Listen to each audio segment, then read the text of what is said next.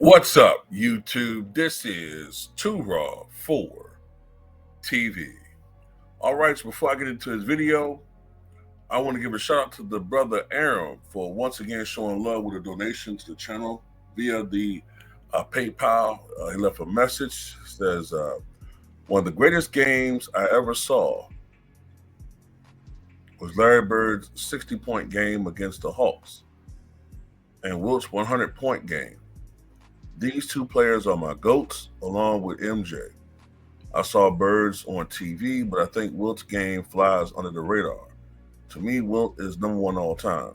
Thanks, Mike. Yeah, Bird's game, I think, came 9 days after Kevin McHale scored 56. So he broke McHale's record, which only lasted for like 9 days, I think. As far as the franchise record. I got a feeling Jason Tatum's going to break that record. With the way that they shoot threes and in this era and the rate that they shoot them and the way these guys stat pad, I think one day he's probably going to break Larry Bird's scoring record. They're going to make a big brouhaha about it. But yeah, Wilt's game does fly under the radar. Largely because there's no footage of it. And, you have nitwits running around social media talking about, oh, it's a hoax because there's no video. Well, it's beneath the comprehension level of some of these nitwits. So you can't say certain things on YouTube or social media anymore. It's considered slurs. So unfortunately, it's not 1993, and certain words hurt people's feelings now. But anyway, in 1962, I don't believe the NBA had a deal with any network as far as TV deals. I don't think the TV deal that they had was with the Dumont Network, but that ended in the mid-50s. I think right before the Dumont Network folded. I don't think they got another TV deal until 1964, 65 with ABC, I believe it was. So at that time, they didn't even have a TV deal. So these games weren't recorded. Only thing you might see from time to time was maybe you might see some newsreel footage of an important game, maybe between a championship series between the top teams in the conferences, or maybe a marquee matchup at Madison Square Garden or the Boston Garden. That's about it. But anyway, yesterday was Hubie Brown's last game after a 70-year career involving the sport of basketball, going back to when I think he was playing in college. And then I think he had an abbreviated career in an old defunct pro league, then into coaching. All these years, broadcasting.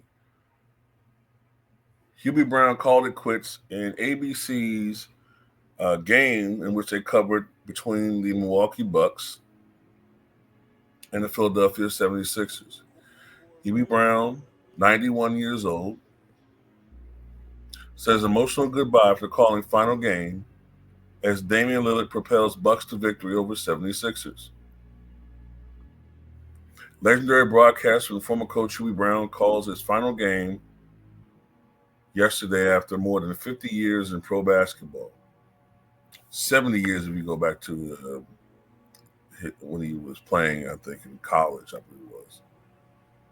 As the Bucks beat the Sixers 135-127, players from both teams came over to shake Brown's hand during the game, and the 91-year-old was also presented with the game ball.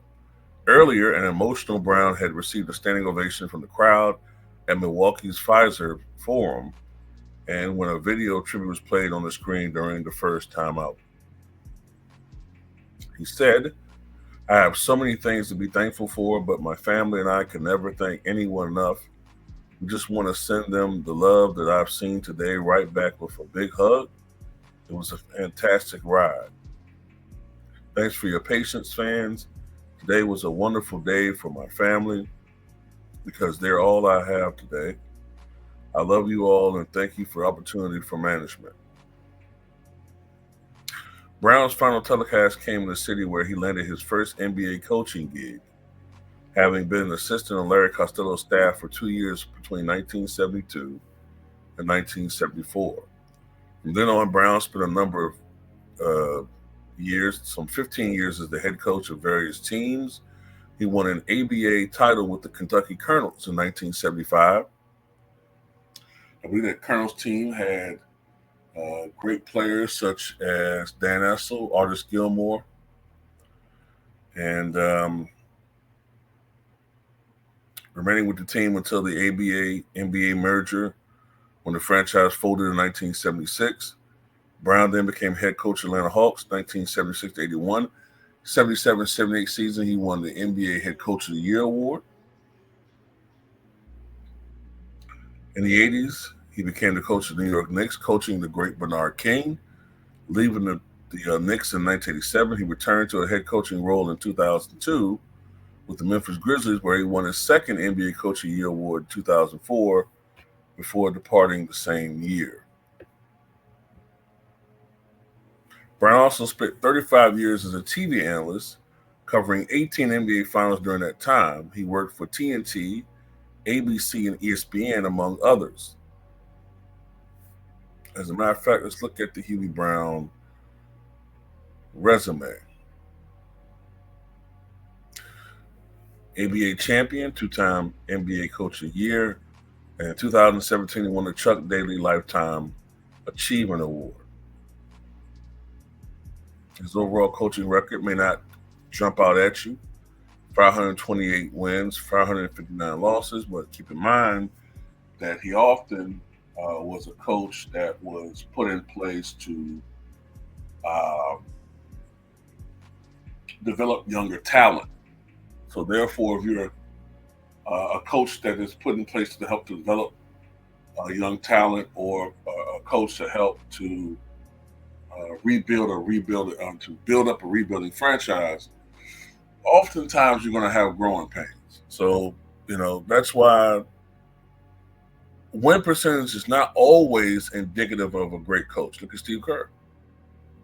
You know what I'm saying? Steve Kerr inherited a great team. I'm not saying he's a horrible coach, but he's not a great coach among the pantheon of Pat Riley, Red Auerbach, Phil Jackson, Red Holtzman, going outside the NBA, John Wooden. He's not on that level. I don't care what his win percentage is.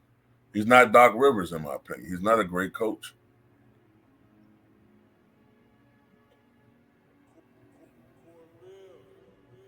But yeah, Hubie Brown's coaching career goes all the way back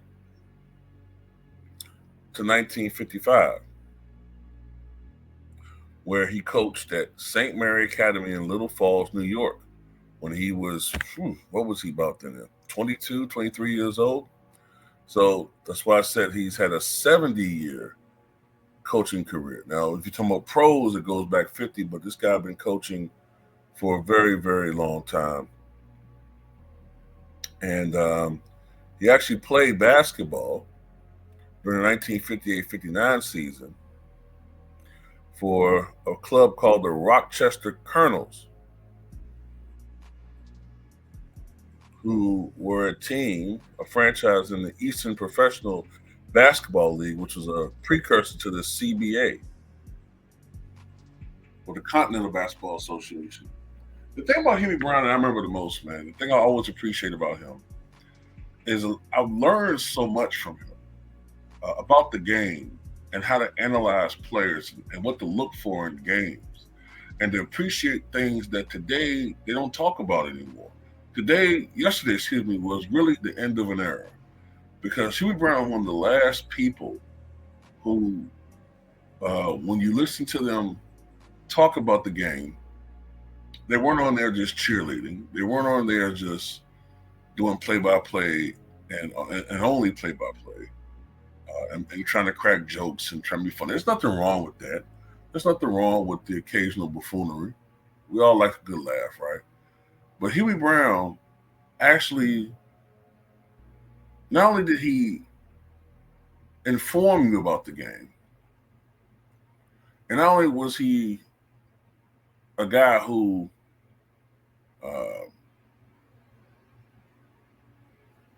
taught you about the game of basketball, but he was a natural, and is still a natural teacher as far as wanting to get you intellectually and enticed about learning more about the game. That's, if you kind of understand, if you get what I'm saying with it, like he made you want to learn more about the players. He made you want to learn more about the teams, his enthusiasm about discussing basketball. He made you want to learn more about it. And he taught you about what was going on within the game. You know? And he was honest.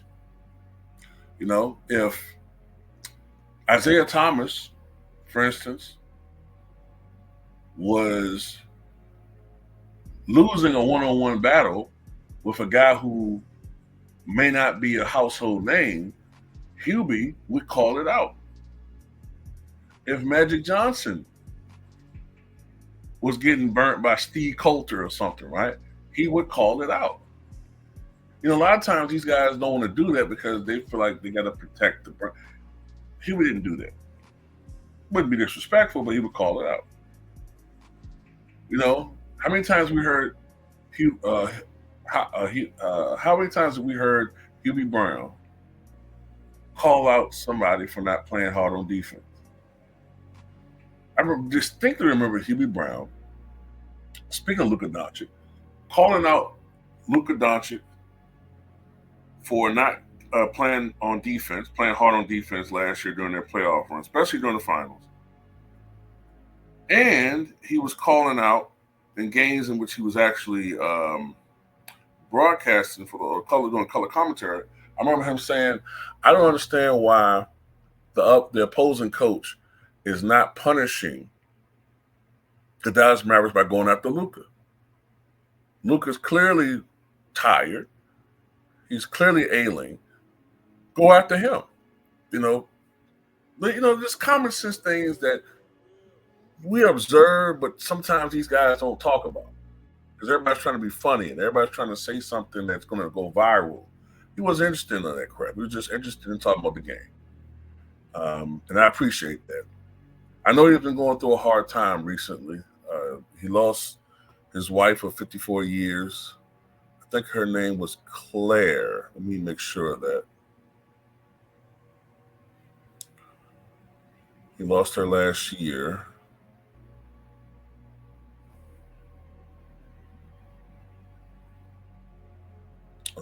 Give me 1 second. Yeah, he lost his wife, Claire. And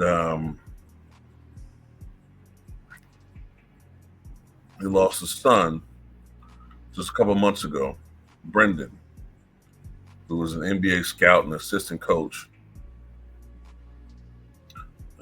So, he's going through a hard time lately, man. But I'm glad that the NBA gave him a great send-off.